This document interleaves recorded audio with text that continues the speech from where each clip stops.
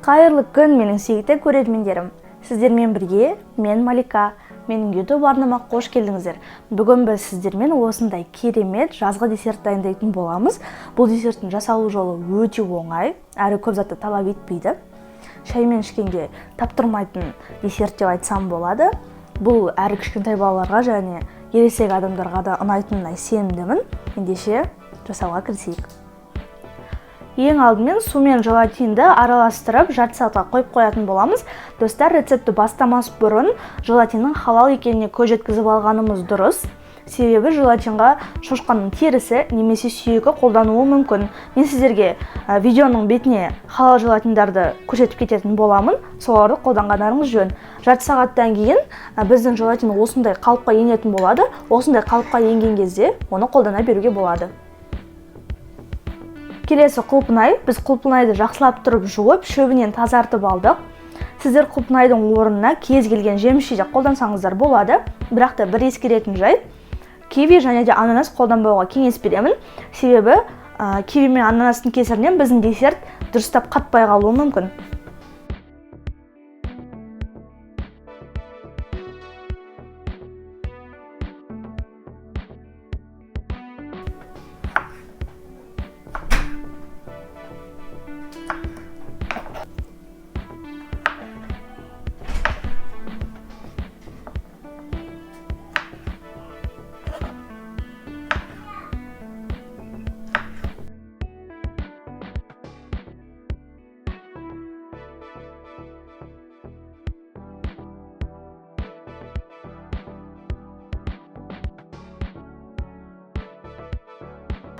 Құлпынайды турап болдық. Енді ірімшікке кірісетін боламыз. Ірімшіктің үстіне қант қосамыз. Одан кейін үстіне қаймақ қосатын боламыз. Сіздер қаймақтың орнына сүт қолдансаңыздар да болады. Бұл жерде қатты айырмашылық жоқ.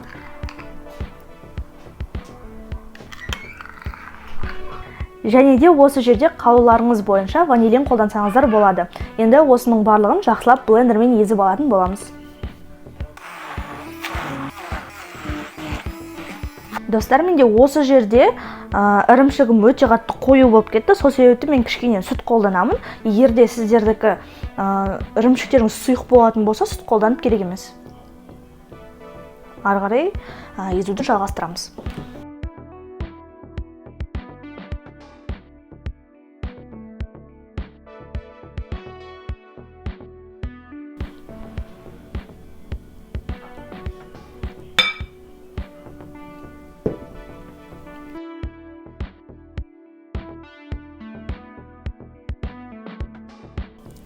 Желатинді ерітетін уақыт келді. Сіздер оны водяной баняда немесе микротолқынды пеште ерітсеңіздер болады.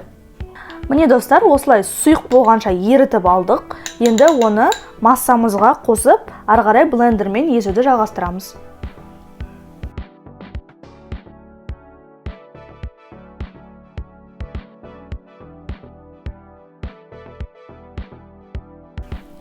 Осымен достар, біздің творожный масса дайын болды. Енді оның үстіне құлпынайларымызды қосамыз.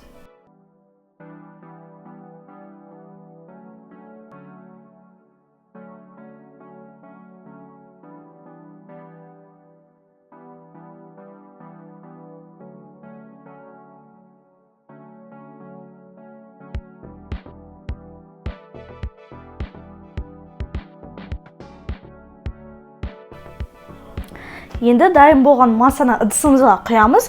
Сіздер кез келген силиконовый ыдыс алсаңыздар болады, немесе кішкентай кекстің ыдыстарына құйсаңыздар болады. Бұл жерде әркімнің өзінің таңдауы, қалауы. Мен осындай силиконовый ыдыс алдым.